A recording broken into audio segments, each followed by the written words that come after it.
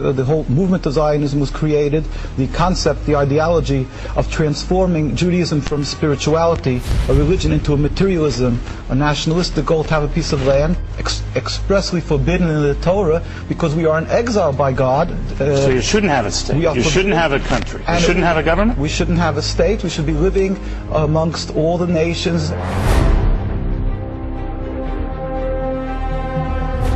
The Jews had many sects, they have many sects among themselves. Among the famous ones are the Sadducees and the Pharisees. However, all the other sects have phased out. They cease to exist, and the Pharisees have emerged as the sole rulers over the Jews in terms of political leadership, religious leadership, economic leadership. The Pharisees are the most extreme of all these Jewish sects, and they have phased out. All the other sects have phased out, and the Pharisees have emerged as the sole leadership, the only leadership, unchallenged leadership that the Jews have, past and present.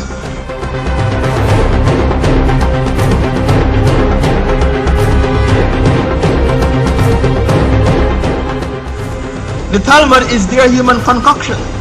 They claim that what the elders of Zion, the protocols of the elders of Zion, what they sit down and write in their Talmud is superior and better than what Allah Ta'ala revealed to Musa alayhi salam, and what Allah revealed was the Torah.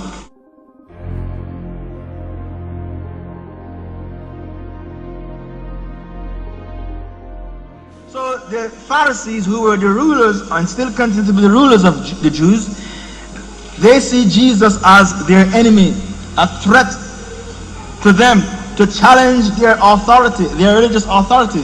So Jesus has now become their avowed enemy. When Jesus came on the scene, his reaction was to bitterly denounce this counterfeit tradition.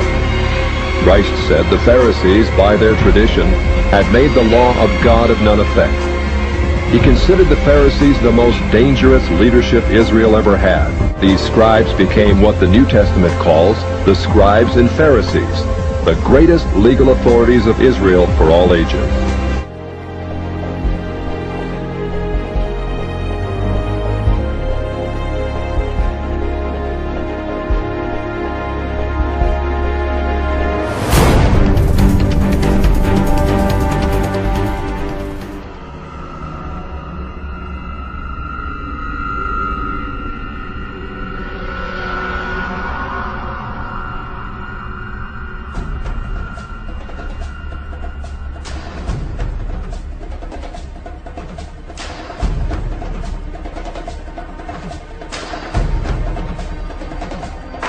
As my first witness, Mr. Benjamin McCarthy. No, I don't believe it is. The real core of the conflict is the unfortunate Arab refusal to accept the state of Israel. And I think, as was mentioned earlier, for 20 years the Arabs had both the West Bank and the Gaza Strip. And if self-determination were, as they now say, the core of the conflict, they could have easily established a Palestinian state then, but they didn't.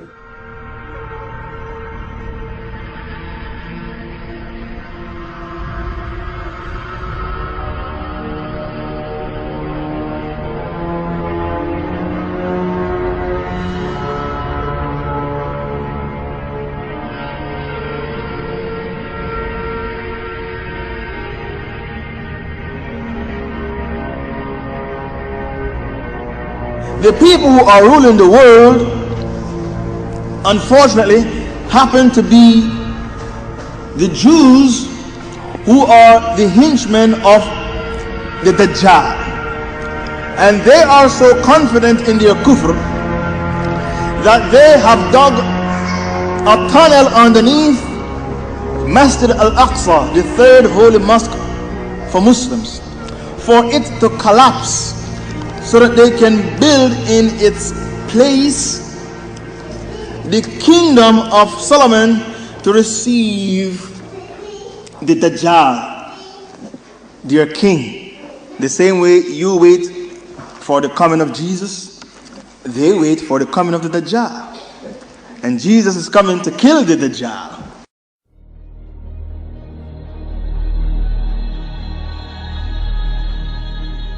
the only plan likely to bring tranquility, freedom, and justice to the region. The one-state solution in which the entire Middle East is given to the Jews. For instance, turning the entire Middle East into one big Israel will secure religious freedom for everyone in the area. All these are the words of Simeon ben Yohai, one of their most respected rabbis. Only Jews are real men. As for the Gentiles, the non-Jew, they are nothing but animals who were created by Allah to serve the Jews as slaves.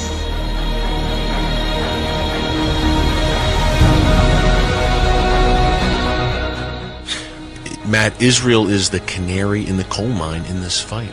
They are the first line of defense for Western civilization. You know, I interviewed the former Prime Minister of Spain last year, Jose Maria Aznar, and he said, Eric, if Israel goes down, we all go down. The Muslim-Israeli conflict. Is it Arab-Israeli conflict or Muslim-Israeli conflict? So why did Jews say Arab-Israeli conflict? They are playing games with you. They are playing games with your mind. Masjid al-Aqsa is your mosque, and they are desecrating the mosque. An Australian Jew burnt it in the past. Is it the mosque of Palestinians or Muslim mosque? Muslim mosque, right? Masjid al-Aqsa. So why is it called Arab-Israeli conflict? It's not an Arab-Israeli conflict. It's a Muslim-Israeli conflict, and it is compulsory on you to wage jihad to liberate it.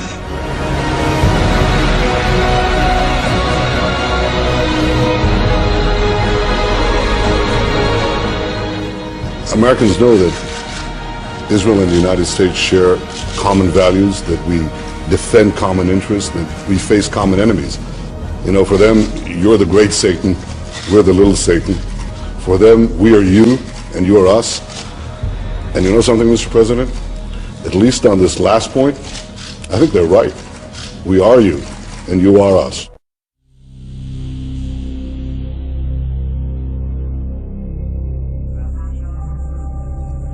Our race is the master race.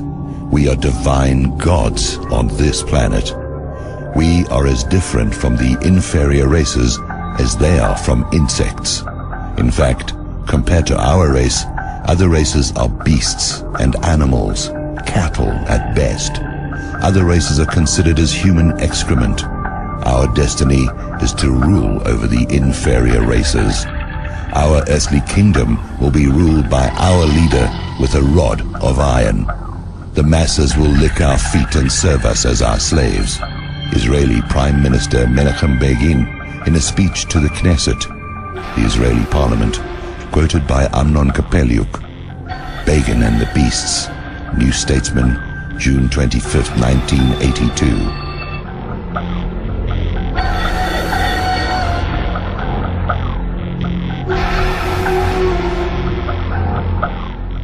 The Zionists have brought the world to the brink of total destruction, economic and natural resources and everything else.